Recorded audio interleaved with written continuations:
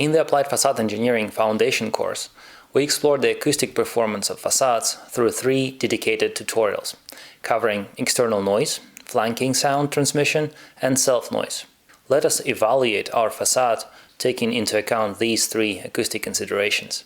When it comes to dealing with external sound insulation, there is no other single parameter that influences the performance as the mass of the materials present in the external wall buildup. For this reason, we expect superior sound insulation performance from the existing precast concrete screen, which is already there. We are further increasing the acoustic performance by adding mineral wool insulation behind the concrete and between the lightweight steel frame studs, which we require for thermal performance. A double layer of gypsum board, which is required as a surface for the internal finishes, further improves the sound performance. By just keeping existing facade and improving the thermal performance of the external wall, we should be automatically compliant, even with most onerous acoustic requirements for opaque walls.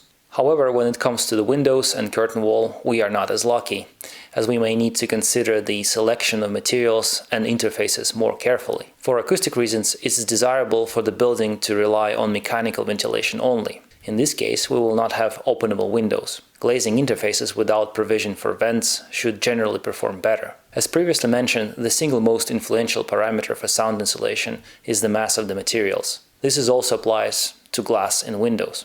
The thicker the panes of glass in the composition of glazing units, the better they will serve as a barrier against external noise. Triple glazed units will also offer better sound insulation values as well as improved thermal performance. When it comes to the selection of glazing units, not only the overall RW values are considered, different glass configurations within glazing units offer different sound reduction values for various frequencies of external noise. This applies even if 2 glazing units of similar mass have different sound performance depending on the glass types used in their assembly. For example, a double glazed unit consisting of 2 monolithic glasses of 10 mm could perform worse than glazing units consisting of 10 mm monolithic glass and 10 mm laminated glass. Further improvement of the acoustic performance can be achieved by utilizing specialized laminating films.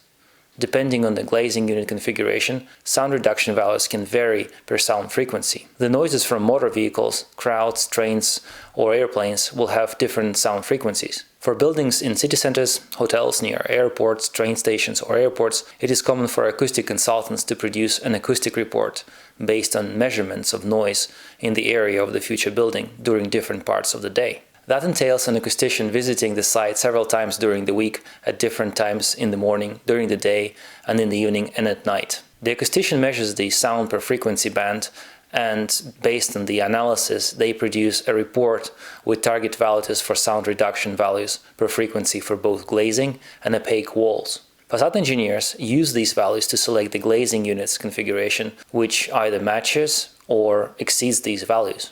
Most glass manufacturers have databases of acoustic test certificates of the glazing unit's configurations of the glasses they produce. It is not uncommon for the facade engineers to select glasses based predominantly on acoustic parameters for the project.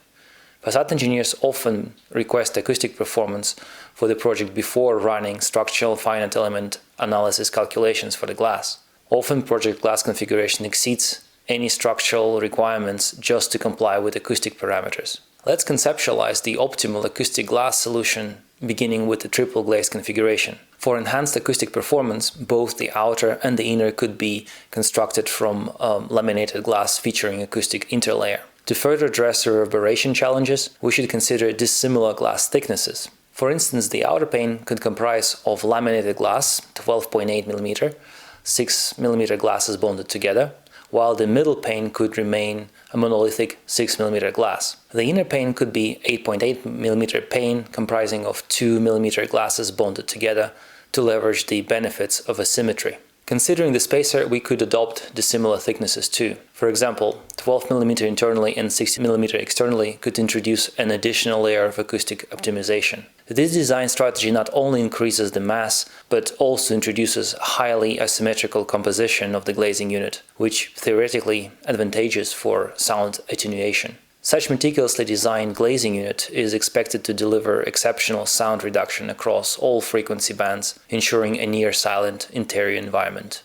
When it comes to the stick curtain wall option, the contribution of the external concrete screen to the acoustic performance of the facade is minimal, because it is not sealed. The balconies and the screen will deflect some noise.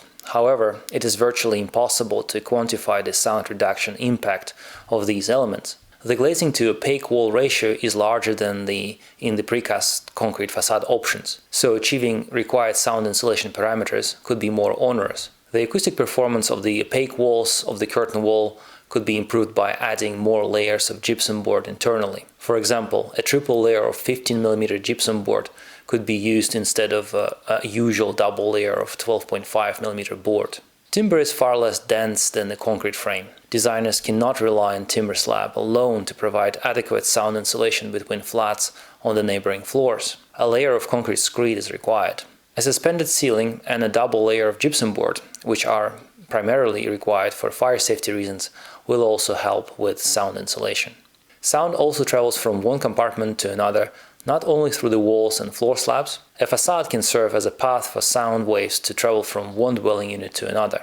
This is commonly referred to as flanking sound transmission. Stick curtain wall systems are especially prone to the risk of flanking sound. Vertical profiles of the curtain wall assemblies are exposed to the occupants on the inside of the external wall. Since these profiles are hollow and span between two floors, the sound originating in one compartment can travel to the neighboring internal space.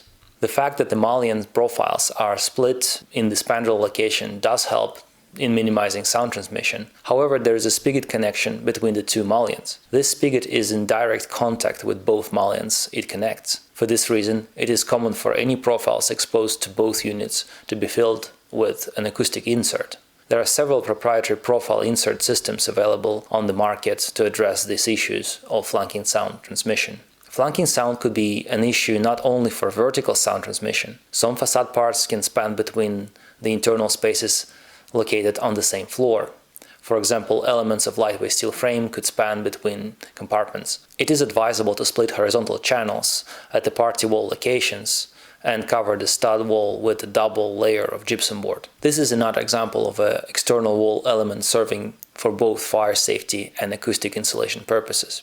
Another acoustic consideration is the facade self-noise. Elements of the facade, if installed incorrectly, could rattle in the wind or exert a crackling sound as they expand and contract due to the thermal expansion or due to movement resulting from the live load deflection. Horizontal hollow features of the facade can also create a drumming sound resulting from the rainfall. In our case, newly installed sills could pose such risk, provided that they are fixed to the window frame and there is sufficient gap between them and the concrete panel below.